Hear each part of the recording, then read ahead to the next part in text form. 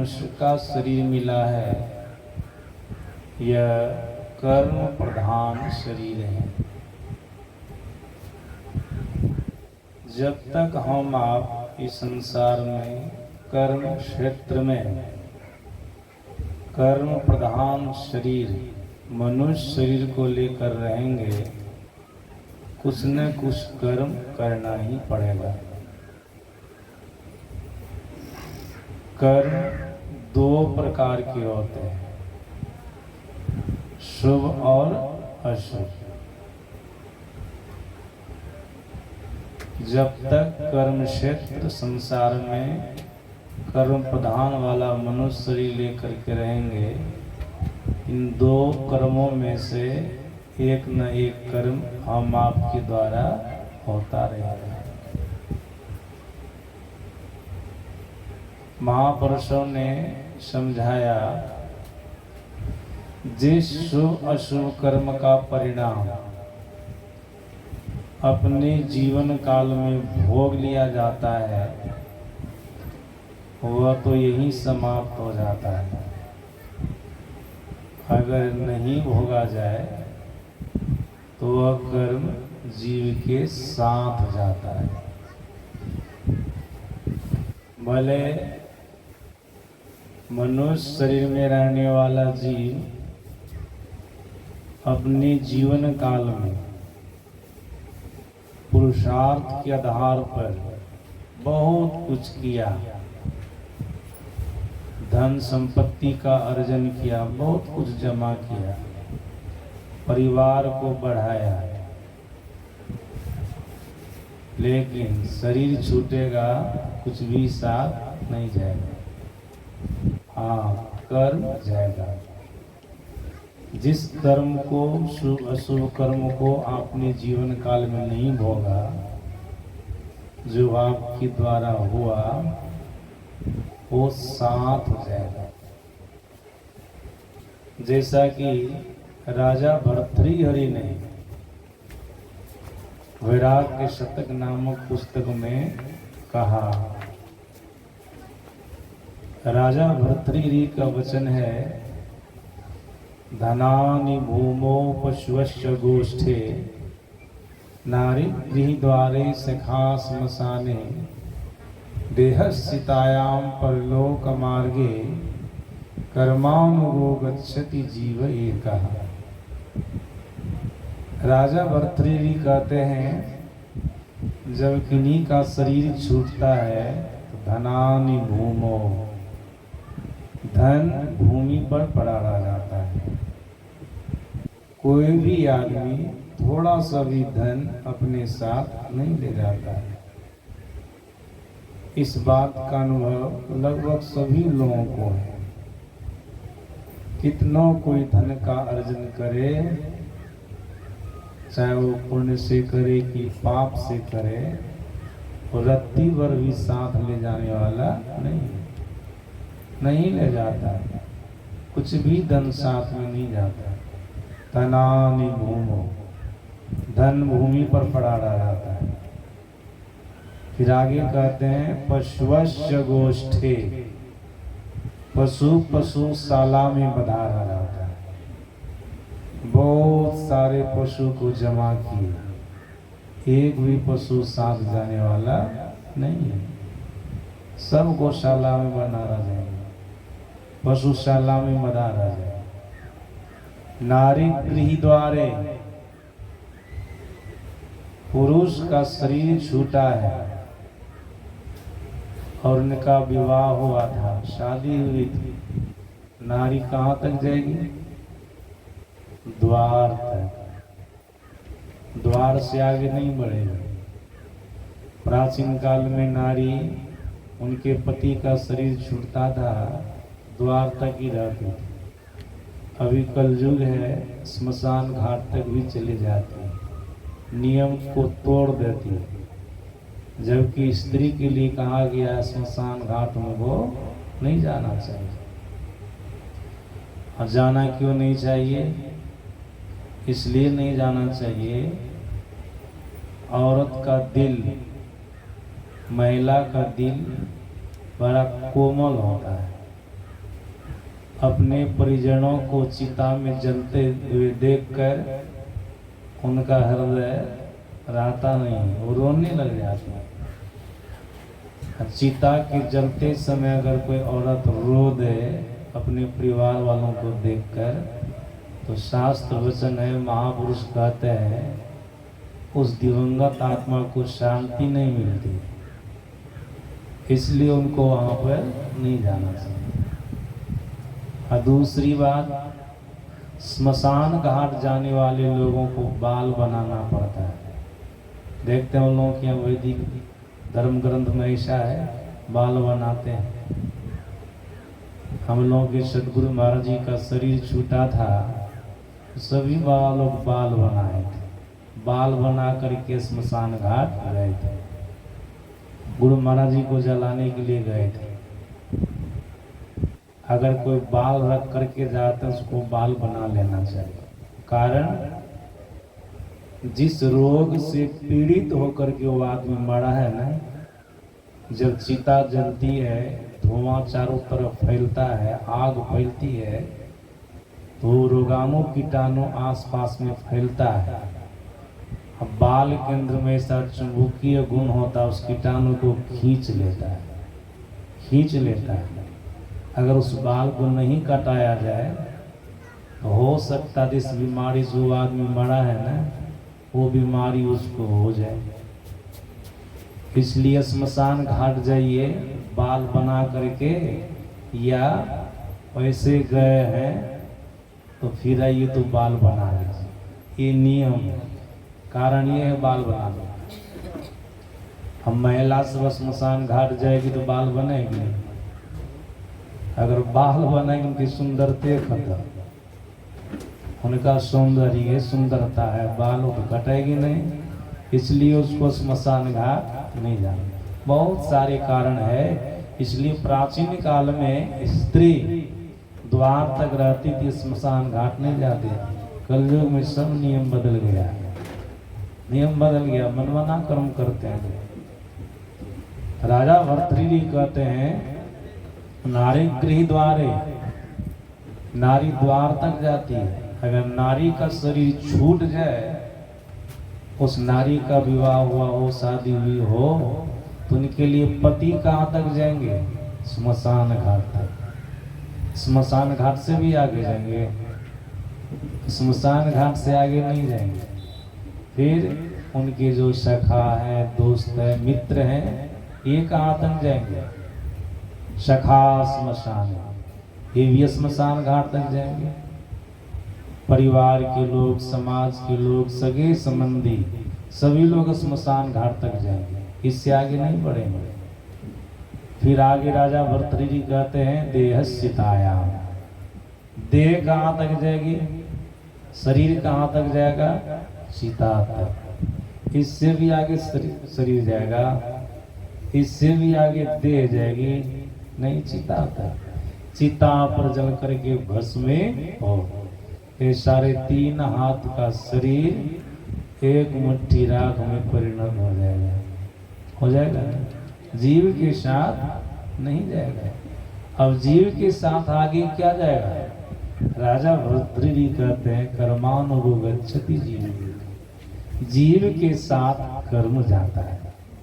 आपने जो अपने जीवन काल में शुभ अशुभ कर्म किया, जिसको नहीं भोगे वो आपके साथ जाएगा। जब तक अपना फल नहीं भोगवाएगा ना, तब तक आपका साथ छोड़ने वाला नहीं है।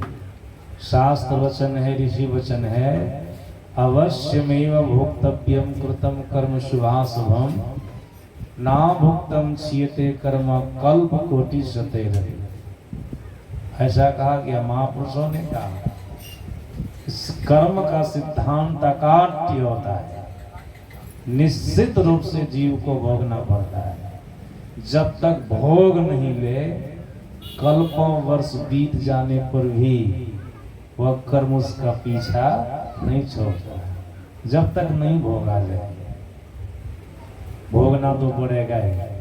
जीव के साथ शुभ अशुभ कर्म जाता है। कैसे जाता है? तो महात्मा बुद्ध ने इसके लिए बहुत बढ़िया कहा। देखो पाप कर्म जीव के साथ कैसे जाता है, पुण्य कर्म जीव के साथ कैसे जाता है। महात्मा बुद्ध ने कहा जैसे बैलगाड़ी में नधे बैल के पीछे पीछे बैलगाड़ी का चक्का चलता है, उसी प्रकार से जो मनुष्य इस धराधाम पर इस मृत भवन में कर्म क्षेत्र में कर्म प्रधान वाला शरीर मनुष्य शरीर को लेकर के पाप कर्म किया, उनके पीछे पीछे उसी तरह से चलता है। जब तक बैलगाड़ी में नधा रहेगा बैल, तब तक बैलगाड़ी का चक्का उसका पीछा छोड़ेगा नहीं, छोड़ सकता है। उसी प्रकार से जब तक जीव पाप कर्मों से बंधा रहेगा, जब तक उसका परिणाम भोग नहीं लेगा, तब तक वह कर्म उसका पीछा छोड़ने वाला नहीं है। निश्चित रूप से उनके पीछे पीछे जाएगा, उसका परिणाम उसको भोगना पड़ेगा। जब तक भोगेगा नहीं तब तक समाप्त होने वाला नहीं है। आप लोग सुने होंगे, प्रसंग में आप लोगों को सुनाता हूँ। भगवान महावीर जो जैन धर्म के 24वें तीर्थंकर है, मतलब संत है। जैन धर्म में 24 संत हो गए, उसमें से 24वें संत भगवान महावीर है। एक बार एक राजा के राज्य में, जिनका नाम विजय प्रताप था, सत्संग करने गए। राजा ही उनको बुलाए थे।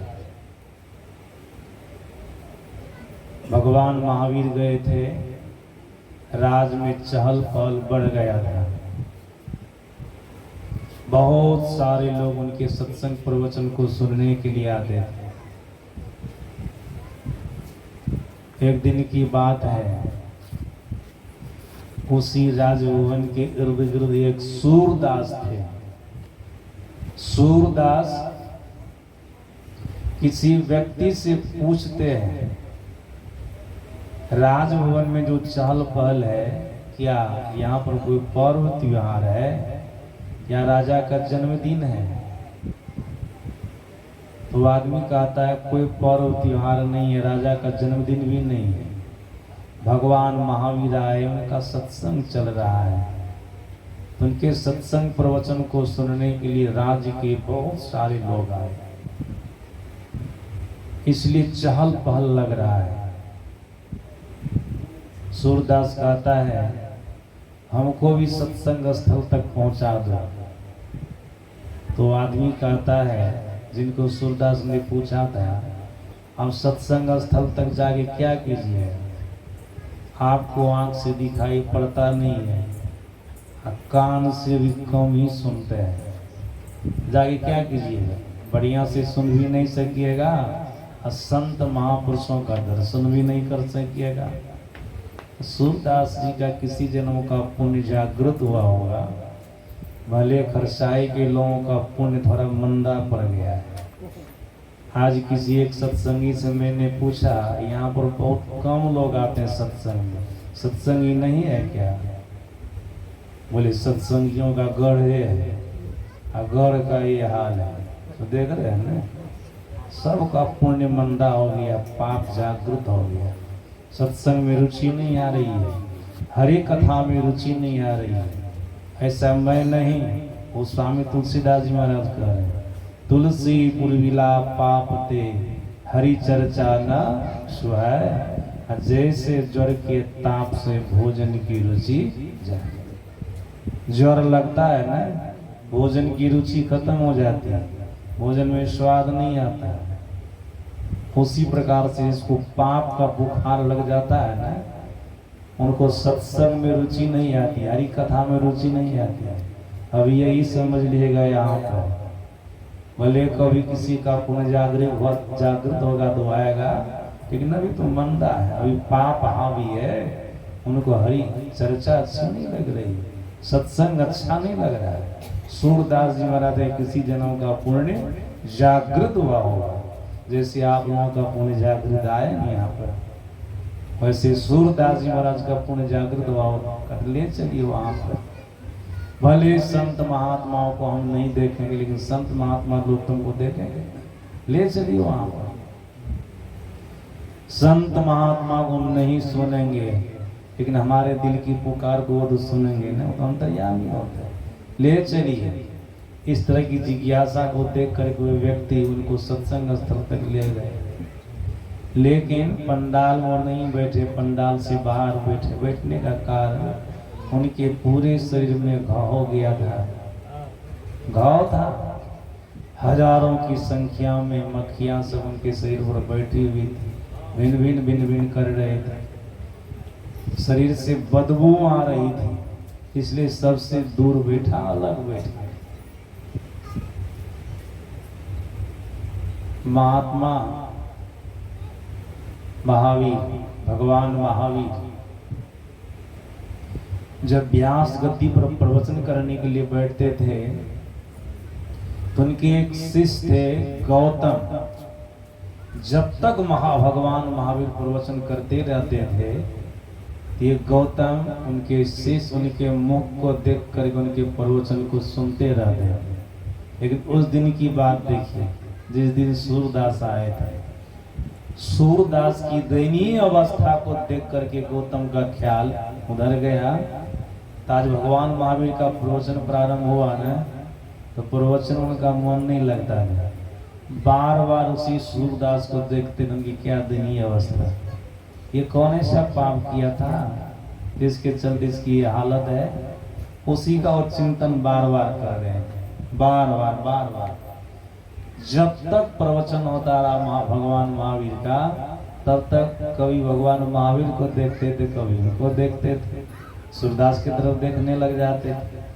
सत्संग संपन्न हुआ, भगवान महावीर रूम गए, जहां उनको ठहराए गए थे वहां गए। गौतम भी गए। गौतम से पूछते भगवान महावीर, जब मेरा प्रवचन प्रारंभ होता था तो मेरे प्रवचन को सुनता रहता था, लेकिन आज तो नहीं सुना, बार बार सूरदास को देखता था। गौतम कहता है, इनकी दयनीय अवस्था को देख करके भगवान उधर मेरा मन बार बार चला जाता था। ये सूरदास कौन ऐसा पाप किया था किसके चलते इनके जीवन में इस तरह की स्थिति आई। भगवान महावीर कहते हैं, इस सूरदास को क्या देखता है।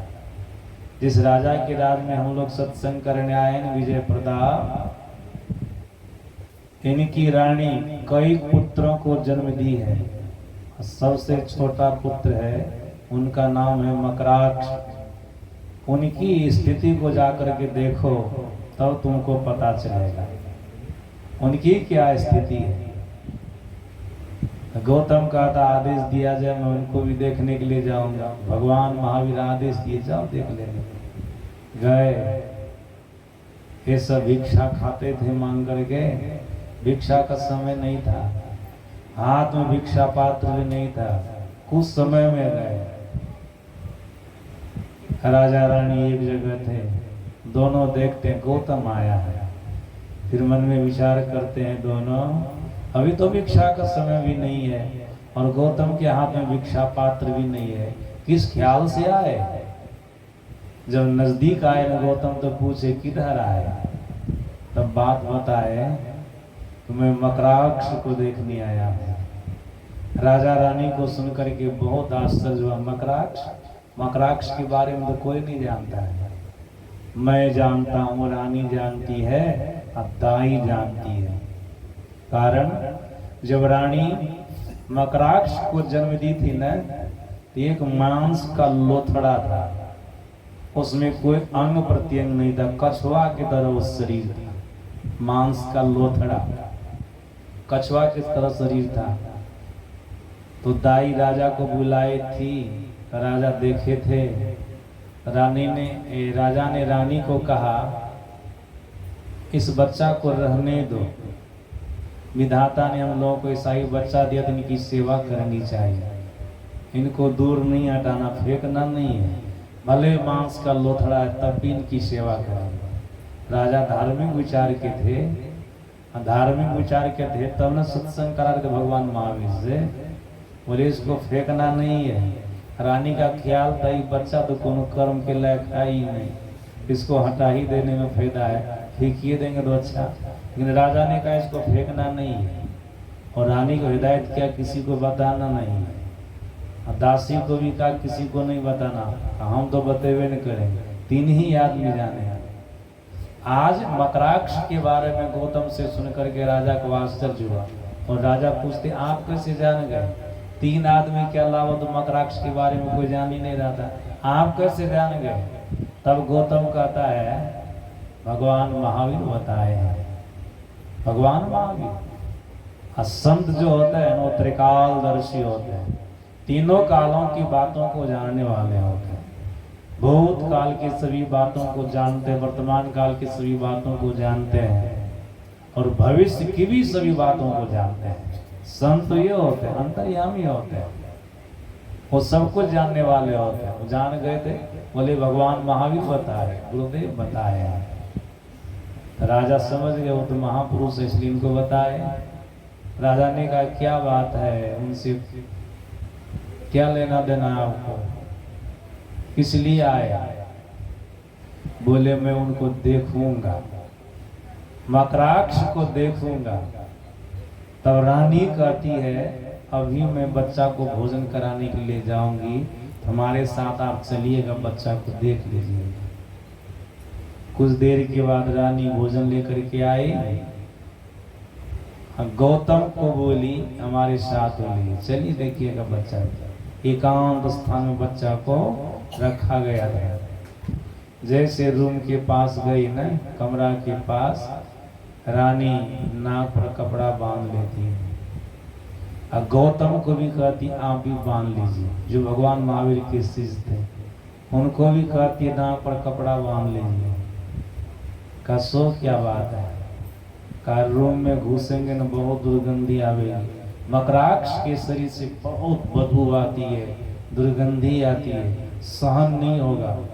और जैसे उसके मुंह में भोजन डालेंगे ना, पूरे शरीर से पी मवाद निकलना शुरू हो जाएगा, विष्ठा से निकलना शुरू हो जाएगा। इसलिए नाक पर कपड़ा पहले बांध लीजिए। गौतम भी वही की, जब रानी भोजन लेकर के गई ना, जैसे मकराक्ष के मुंह में डालती मुंह बांधता है, उनके मुंह में भोजन दी, मल निकलना प्रारंभ, उनके पूरे शरीर से पी मवाद बदबू निकलने लग गई, दुर्गंधी फैल गई आसपास में।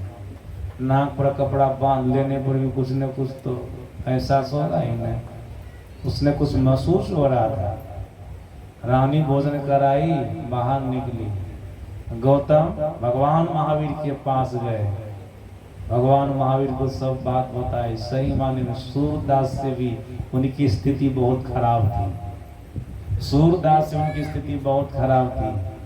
आप पूछते हैं गौतम मकराक्ष का ये हाल? तब भगवान महावीर बोले, सुनिएगा आप लोग बढ़िया से, भटकिएगा नहीं, नहीं तो कर्म का फल तो भोगना ही पड़ेगा, रो रो करके भोगना पड़ेगा। बताए मकराक्ष पूर्व जन्म में इसी राज से सटे जो दूसरा राज है उसका राजा था।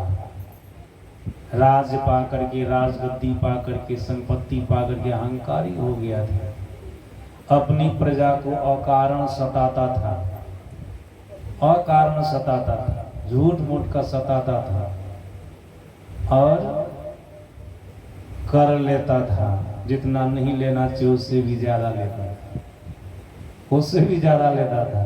अगर आवश्यक भर ले तो कोई बात नहीं, आवश्यकता से ज्यादा एक कर वसूली करता था, सभी प्रजा को पीड़ित करता रहता था।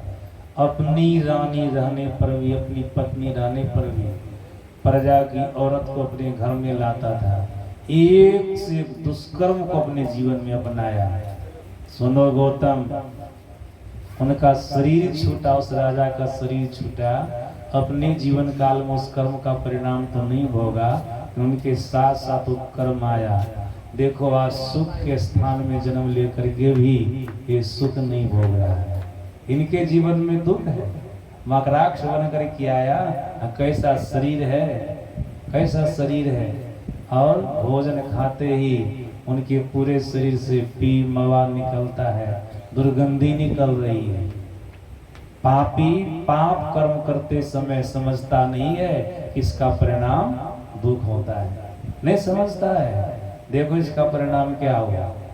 फिर सूरदास के बारे में बोले, ये सूरदास अपने पीछे के जन्म में बढ़िया बढ़िया शरीर वाले को देख करके भी नाक मुंह सिकुड़ लेता था। कहता था देखो न कैसा गंदा शरीर है, उनके शरीर से दुर्गंधी आ रही है। गहना कर्मनो गति ही, कर्म की गति तो गहन होती है। किस तरह से आपके द्वारा कर्म हो जाएगा, उसका क्या परिणाम आपके जीवन में आ जाएगा, इसका कोई ठिकाना है। गीता में भगवान श्री कृष्ण ने कहा, कर्मण्येवाधिकारस्ते मा फलेषु कदाचन। मनुष्य केवल कर्म कर सकता है, अपने मन से फल नहीं ले सकता है। फल तो मैं देता हूँ, जैसा उसका कर्म होता है ना, उसी के अनुसार उसको मैं फल देता हूँ और अपना हिसाब से फल देता हूँ। भगवान विधाता तो अपने हिसाब से फल देते हैं ना। का सूरदास को अपने किए कर्मों का फल मिला। बढ़िया बढ़िया आदमी को दुष्टा था, आज देखो इनके पूरे शरीर से बदबू निकल रही है, पूरे शरीर में घाव हो गया है और हजारों की संख्या में मक्खियां उनके घाव के मांस को काट काट के खा रही है। हालत खराब है। हाँ चलो, आज ये संत की शरण में आया है। सज्जन, जो कोई संत की शरण में चला जाता है ना, महापुरुषों ने कहा उसका उद्धार हो जाता है। गुरु नानक देव जी महाराज ने कहा, संत शरण जो जन पड़ा सोजन उदरण हार, संत की निंदा नान का बहुरी बहुरी होता है। संत की शरण में जो जीव चला गया, पुण्यात्मा चला जाए, उनका उद्धार तो होगा ही। अगर पापात्मा भी चला जाए तब भी उनका उद्धार होता है। संत दरज भी पातक डरई, सूरदास जी का उद्धार होगा, हम कल्याण होगा। इन मकराक्ष तो संत की शरण में नहीं आया है, अभी उसका उद्धार कहाँ, अभी तुमको और दुख भोगना पड़ेगा। तो सज्जन, ये पाप अगर आप अपने जीवन काल में करेंगे तो आपके पीछे पीछे जाएगा। जब तक इसका परिणाम आप भोग नहीं लेंगे तब तक वो कर्म, वो पाप कर्म आपका पीछा छोड़ने वाला नहीं है। कहाँ राजा से मकराक्ष बना, सुख के स्थान में राजा के घर में जन्म लेकर के भी दुख भोग रहा है। हम तो देखे हैं आचार्य श्री के साथ में रहकर बहुत बड़े बड़े अमीर लोगों के घर में गए हैं। सुख के स्थान में कोई कोई ऐसा जन्मा है, वहां पर मुंह में बोली नहीं है, लेड़ चुता रहता है, अपना से खा भी नहीं सकता है, अपना से बैठ भी नहीं सकता है, कुछ भी नहीं कर सकता है। भले उसके लिए नौकर है, हर तरह की सेवा करता, खिलाता पिलाता, शौच पे खाना सब कुछ कराता है, लेकिन घर का जब मालिक नहीं रहता है ना, दो चार थप्पड़ लगा भी देता है। हम देखे हैं, अपनी आंखों से देखे हैं, बड़े बड़े घरों में, धनाढ़ लोगों के घरों में जन्मा तो सुख के स्थान में है, लेकिन पीछे का जो पाप है ना, ये सुख के स्थान में भी भोग रहा है, सुख के स्थान में भी भोग रहा है। इसलिए आप लोग सावधान हो जाइएगा। अगर शास्त्र पर विचार है, शास्त्र पर विश्वास है, महापुरुषों के वचनों पर विश्वास है, तो अपने कर्म को सुधारने का प्रयास कीजिएगा। किसी भी तरह से हमारे द्वारा किसी भी प्रकार का पाप कर्म न हो, नहीं तो इसका परिणाम बड़ा भयंकर आवेगा, दुख आवेगा, आपको रो रो करके भोगना पड़ेगा, रो रो करके भोगना पड़ेगा। सज्जना, ये तो पाप कर्म की बात रही कि जीव के साथ कैसे पाप जाता है। सो मैं आपको बता दिया, जैसे बैलगाड़ी में लदे बैल के पीछे पीछे बैलगाड़ी का चक्का चलता है, उसी प्रकार से दूषित कर्मों को करने वाला जो जीव होता है, उनके पीछे पीछे पाप कर्म चलता है। बैलगाड़ी से छूट जाए तो चक्का पीछा छोड़ देगा, उसी प्रकार से पापी अपने पाप कर्मों का फल भोग ले तो पाप उसका पीछा छोड़ देगा। भोग लिया तब क्या पीछा करेगा। सज्जनों, फिर पुण्यात्मा के लिए कहा, पुण्यात्मा के साथ पुण्य कैसे जाता है, जिस पुण्य का परिणाम अपने जीवन काल में नहीं भोग पाया। कहा, जैसे मनुष्य के शरीर से निकली हुई छाया हम आप जब चलते हैं धूप में तो छाया देखते हैं, छाया रहती है। कहा जैसे मनुष्य के चलने पर उनके शरीर से निकली हुई छाया उनके साथ साथ